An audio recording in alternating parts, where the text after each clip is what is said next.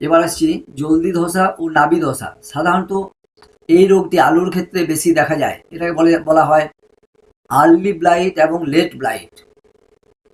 এই রোগে আলুর ভেতরে তামাটে গোল গোল দাগ দেখা যায় এবং পরে পুরো আলুটাই পচে যায়।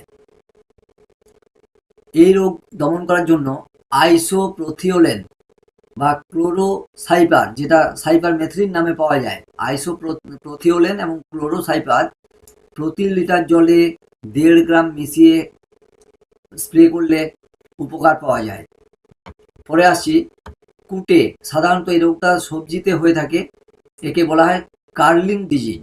এই কুটে রোগ হলে গাছের পাতাগুলো আস্তে আস্তে কুঁচকে যায় বা জড়ো হয়ে যায়, তারপরে পাতা শুকিয়ে মরে যায়, আস্তে আস্তে পুরো গাছটাই ঝিমিয়ে যায়।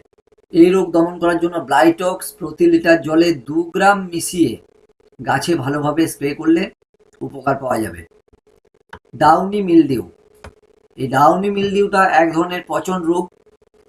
এই রোগ বিভিন্ন ধরনের সবজিতে হতে পারে, ফুলে হতে পারে এবং ফলের গাছেও হতে পারে।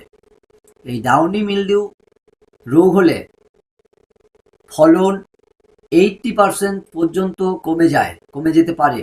এই রোগ দমন করার জন্য সমর্থ প্রতি লিটার জলে 1.5 ml মিশিয়ে ভালোভাবে স্প্রে করতে হবে।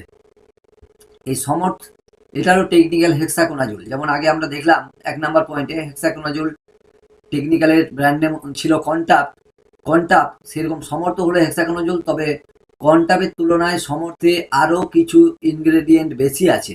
তাই ডাউনি মিলডিউ রোগে সমর্থ স্প্রে করলে সুফল পাওয়া যাবে প্রতি লিটার জলে 1.5 ml। ফুলকপির কাণ্ড পচা। এই ফুলকপির কাণ্ড পচা অর্থাৎ এই রোগে ফুলকপির কাণ্ডটা পচে যায়। প্রথমে কাণ্ডের ভেতরের অংশটা একটু একটু পচতে থাকে, তারপর পুরো কাণ্ড পচে যায়। এটা সাধারণত বোরন ডেফিসিয়েন্সি বা বোরনের ঘাটতির জন্য হয়ে থাকে। তাহলে সেক্ষেত্রে বোরন স্প্রে করলেই এই সমস্যার সমাধান করা সম্ভব।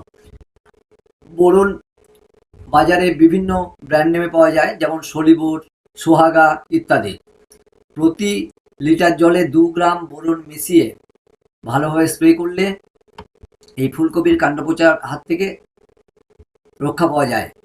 এবার আসছি ফুলকপির কাস্তে পাতা, যেটা ফুলকপির সবচেয়ে গুরুত্বপূর্ণ রোগ। সেটা হলো কাস্তে পাতা, অর্থাৎ পাতাগুলো আস্তে আস্তে শুকিয়ে বেঁকে গিয়ে কাস্তের আকার ধারণ করে। তাই এই রোগের নাম হয়েছে ফুলকপির কাস্তে পাতা। এটা সাধারণত মোলেবডেনামের অভাবে বা মোলেবডেনাম ঘাটতির জন্য হয়ে থাকে। আপনারা জানেন এই যে